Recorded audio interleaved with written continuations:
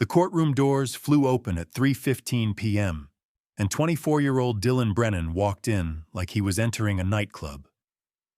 Designer ripped jeans, true religion, probably $300, paired with a Gucci hoodie worth at least $800. His Nike Air Jordans, limited edition, squeaked on the marble floor. 3 friends followed him, all dressed similarly, all looking like they'd rather be anywhere else. Dylan had his phone out, casually scrolling through Instagram, showing his friends something that made them laugh loudly. The bailiff had to ask twice for silence. Dylan barely looked up, just waved his hand dismissively and kept his phone out. Before we dive into what happened in that courtroom, if you believe in justice and want to support a new channel dedicated to sharing these powerful stories, please hit that subscribe button and like this video. Every subscription helps us bring more of Judge Caprio's wisdom to light. The bailiff called the case. The People versus Dylan Thomas Brennan, case number 2024 TRF 134445. Charges: driving under the influence, reckless driving, failure to obey traffic signals, and endangerment. Total fines: $3,200, potential license suspension. Dylan smirked at his friends. One of them muttered, "This is such a waste of time."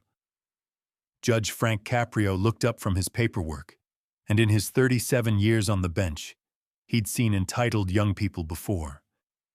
But there was something particularly grating about this one's attitude. The casual disrespect. The assumption that none of this mattered. "Mr. Brennan, please approach the bench and put your phone away." Dylan sighed dramatically, took his time finishing whatever he was looking at on his screen, then slowly walked forward. He didn't put his phone in his pocket. He held it loosely in his hand, screen still lit up. "Mr. Brennan," I said, "put the phone away." Yeah, I heard you." Dylan finally shoved it in his pocket.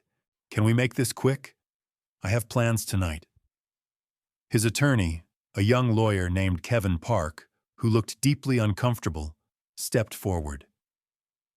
"Your Honor, my client—" "Your Honor," Dylan interrupted, "before we waste everyone's time, you should probably know who I am. I'm Dylan Brennan. My father is Mayor Thomas Brennan. I think if you just call his office, we can sort this out real quick, and I can get out of here." The courtroom went completely silent. Even Dylan's friends stopped whispering. Judge Caprio's expression didn't change. "Mr. Brennan, your father's position has no bearing on these proceedings.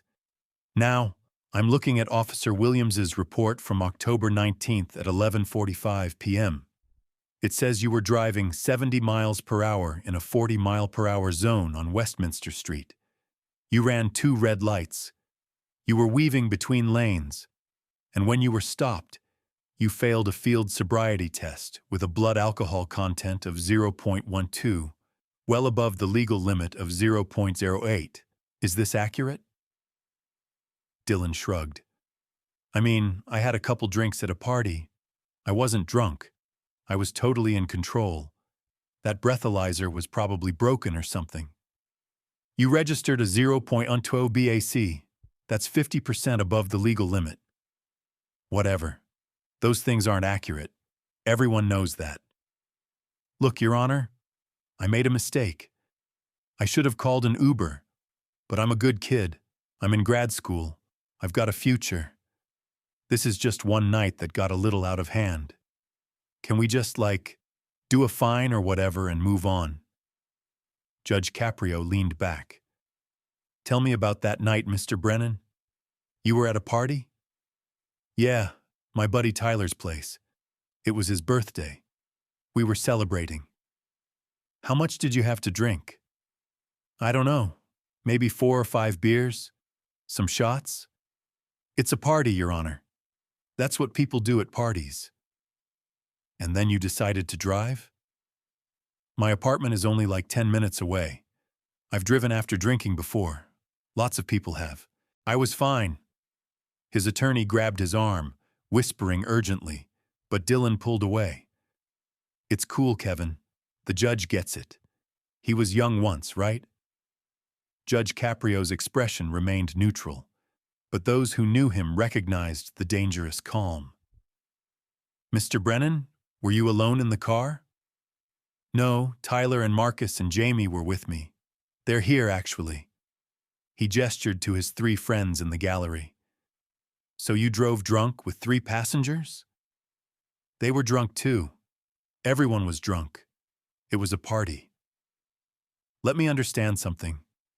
You drove 70 miles per hour while intoxicated, with 3 other intoxicated people in your car, running red lights and weaving between lanes?" "When you say it like that, it sounds worse than it was. We were having fun. The streets were pretty empty. It's not like I was going to hit anyone. What happened next would change everything." Judge Caprio picked up a tablet from his desk. "Mr. Brennan, you mentioned having fun. Were you and your friends using your phones during this drive?" For the first time, Dylan's confidence wavered slightly. Maybe? I don't really remember." "Let me refresh your memory. Officer Williams's report includes screenshots from Instagram stories posted from your account that night. The Providence Police Department's social media monitoring unit flagged them. Would you like to see them?" Dylan's face went pale. His attorney looked horrified. "Your Honor, I wasn't aware. Bailiff, please display Exhibit A on the screen." The courtroom monitor lit up with screenshots from Instagram. The first showed Dylan behind the wheel of a BMW 3 Series, a $45,000 car, holding his phone up to record a video. The speedometer was visible in the shot. 68 mph. The timestamp showed 11:38 p.m., October 19th. The second screenshot showed a video caption Dylan had written, "Who needs Uber when you got skills?" The third showed one of his friends in the passenger seat, holding up a beer bottle and laughing. Caption, "Boys' night. Rules don't apply." The fourth, and most damning, showed Dylan recording himself running a red light, with his friend in the background yelling, "Do it! Do it!" Caption, "Red means go when you're this legendary." The courtroom erupted in shocked whispers. Dylan stood frozen, his face bright red now. Judge Caprio wasn't finished. "There's more. Officer Williams also included video evidence from his dash cam and body camera. Let's watch that." The screen switched to dash cam footage. It showed Dylan's BMW weaving erratically between lanes on Westminster Street, narrowly missing a parked car, then accelerating through a red light at a busy intersection. A car in the cross traffic had to brake hard to avoid being hit. You could hear the screech of tires. Then came the body camera footage from the traffic stop. Officer Williams approached the driver's window. "Good evening, sir. License and registration, please." Dylan's voice came through, slurred and loud. "Dude, really? We're just trying to get home." "Sir, I clocked you at 70 and a 40, and you just ran a red light back there. Have you been drinking tonight?" "Maybe a little. So what? I'm fine to drive." "Sir, please step out of the vehicle." "Do you know who I am?" "I'm Dylan Brennan. My dad is the mayor. Mayor Thomas Brennan. You really want to do this?" Officer Williams remained professional. "Sir, your father's position doesn't change the fact that you're driving under the influence. Step out of the vehicle now." What came next shocked the courtroom even more. On the video, Dylan stumbled out of the car, clearly intoxicated. His friends were filming on their phones, laughing. One of them yelled, "Yo, Dylan, tell him who you are." Dylan pointed at the officer. "My dad runs this city. He signs your paychecks. You're making a huge mistake, bro." "Sir, I'm going to administer a field sobriety test." "This is such bullshit. I should call my dad right now and have you transferred to, like, parking enforcement or something." The video showed Dylan failing the field sobriety test, unable to walk a straight line, unable to balance on one foot. When Officer Williams administered the breathalyzer, Dylan blew a 0.12. "Mr. Brennan, you're under arrest for driving under the influence. You're going to regret this, seriously. My dad is going to hear about this, and you're done. Your career is over." The video ended. The lights came back up. Dylan was standing at the defense table, his hands balled into fists, his face a mixture of embarrassment and rage. If Judge Caprio's compassion moves you like it moves millions of others, show your support by subscribing to our channel. We're just starting out, and your subscription means everything. Judge Caprio set down the tablet and looked at Dylan for a long moment. When he spoke, his voice was quiet, but carried absolute authority. "Mr. Brennan, let me make sure I understand what I just witnessed. You drove drunk at nearly twice the speed limit, ran multiple red lights, nearly caused an accident, endangered your 3 friends, posted about it on social media like it was a joke, and then threatened a police officer who was doing his job. Is that accurate?" Dylan's jaw was clenched. "I was just messing around. We were having fun. Nobody got hurt. Nobody got hurt because you were lucky. You came within feet of hitting another car at that intersection. The driver who had to brake to avoid you, her name is Patricia Chen. She's 67 years old. She was coming home from her shift as a nurse at Rhode Island Hospital. She told Officer Williams that she thought she was going to die when she saw your car blow through that red light. But she didn't. She spent 3 hours in the emergency room being treated for a panic attack. She hasn't driven at night since because she's too afraid. But you were having fun, so I guess that's okay." Dylan said nothing. "And your friends, Tyler, Marcus, and Jamie, you put them in a car while you were drunk and drove recklessly. What if you'd crashed? What if you'd killed them? Or killed someone else? Would that have still been fun?" "Your Honor, I get it, okay? I messed up. I'll pay the fine. Can we just... You think this is about money?" Judge Caprio's voice rose slightly. "You drove drunk. You endangered lives. You documented it on social media like you were proud. And when a police officer stopped you from potentially killing someone, you threatened him and invoked your father's name as if it was a shield." Dylan's attorney tried to intervene. "Your Honor, my client is deeply remorseful." "Is he?" Judge Caprio looked directly at Dylan. "Mr. Brennan, are you remorseful? Or are you just upset that you got caught?" Dylan's face twisted with anger. "You know what? This whole thing is ridiculous. Everyone drives after a couple drinks. Everyone speeds. Everyone runs red lights sometimes. But because my dad is the mayor, suddenly I'm getting dragged through this whole big production. You're making an example of me because of who my family is. Actually, Mr. Brennan, I'm holding you to the exact same standard I'd hold anyone else who drove drunk and endangered lives. The difference is that you seem to believe your father's position should exempt you from consequences. My father built this city. Our family has served Providence for 3 generations. We deserve respect. Respect is earned, Mr. Brennan. It's not inherited. And driving drunk while mocking the police on social media is not how you earn respect." Dylan exploded. "This is such a joke. You're some old judge who doesn't understand how the world works now. My dad knows the governor. He knows senators. One phone call and you'll be off this bench. I'm the mayor's son. This city belongs to my family." The courtroom erupted in chaos. His attorney looked like he wanted to disappear. His friends in the gallery had gone silent, finally understanding how serious this was. Judge Caprio stood up, something he rarely did, and his voice cut through the noise like a blade. Mr. Brennan, I've been on this bench for 37 years. I've seen hundreds of people stand where you're standing. Some came with humility, ready to take responsibility. Others came with arrogance, believing wealth or connections made them special. You're in the second category. He sat back down. Your standard fine for these violations would be $3,200.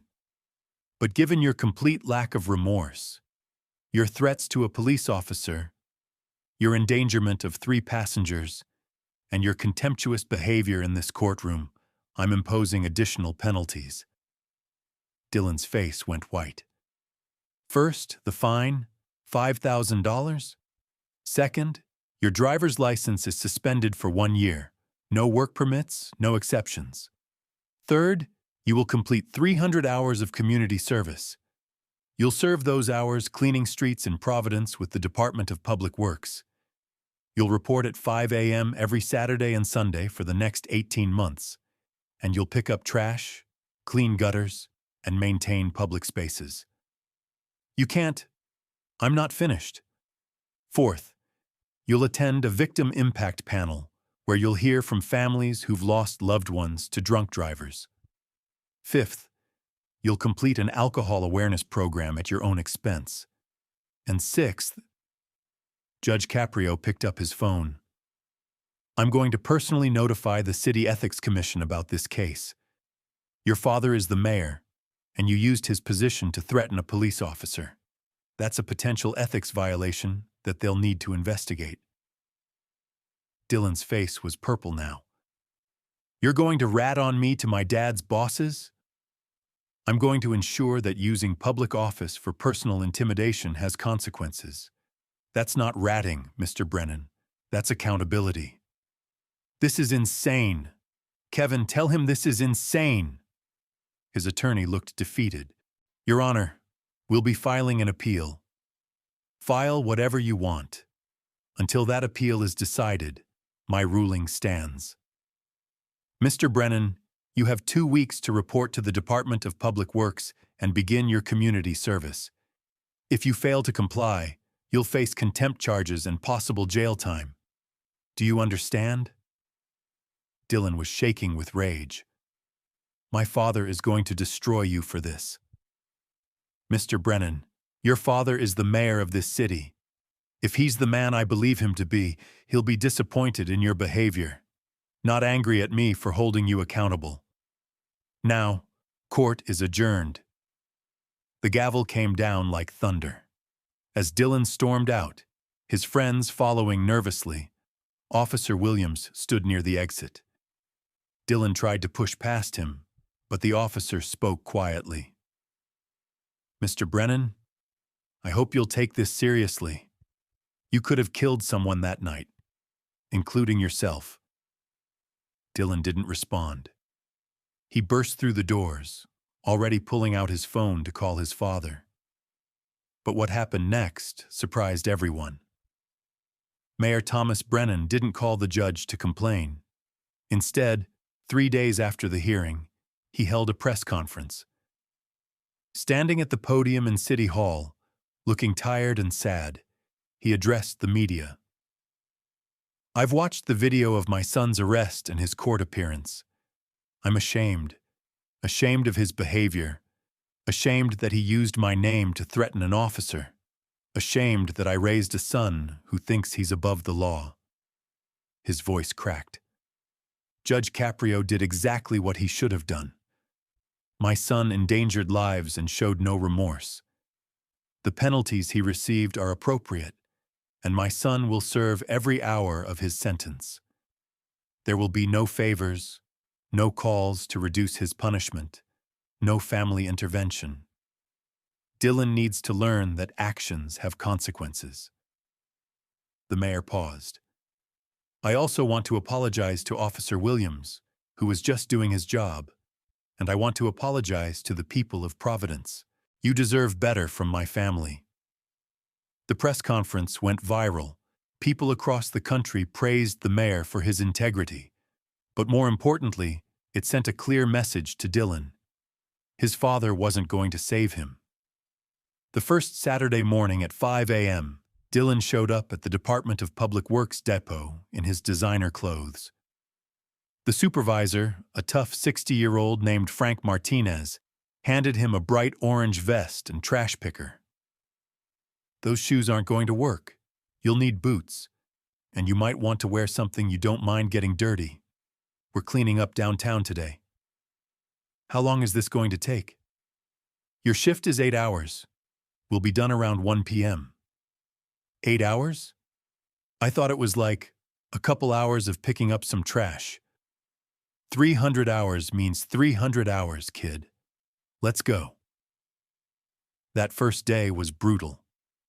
Dylan picked up cigarette butts, beer bottles, used needles, dog waste, and trash that had been rotting in gutters for weeks. His back ached, his designer sneakers were ruined, and everywhere he went, people recognized him. Some laughed, some took photos. One elderly woman stopped and said, "Good. Maybe you'll learn something." By week 3, Dylan had stopped wearing designer clothes. He showed up in work boots and old jeans. He'd stopped complaining, and he'd started noticing things. The homeless man who slept in the same doorway every night. The single mother who walked 3 kids to school every morning. The elderly veteran who collected cans to supplement his disability check. One Saturday, Dylan was cleaning near a bus stop when a young man approached him. "Yo, aren't you the mayor's son? The one who got busted for DUI?" Dylan braced himself for mockery. "Yeah, that's me." "Man, I saw that video. You were being a real jerk to that cop." "I know. I was really wrong." The young man nodded. "My cousin died 2 years ago. Drunk driver hit him. He was 19, so when I saw you acting like it was no big deal, I was pretty angry." Dylan stopped picking up trash and looked at him directly. "I'm sorry. I'm really sorry. I didn't think about... I didn't understand what drunk driving really means, what it does to people. You understand now?" "Yeah, I do." 6 months into his sentence, Dylan attended the victim impact panel Judge Caprio had ordered. He sat in a room with 20 other DUI offenders and listened to families tell their stories. A mother whose daughter was killed by a drunk driver on her way home from college. A father whose son was paralyzed.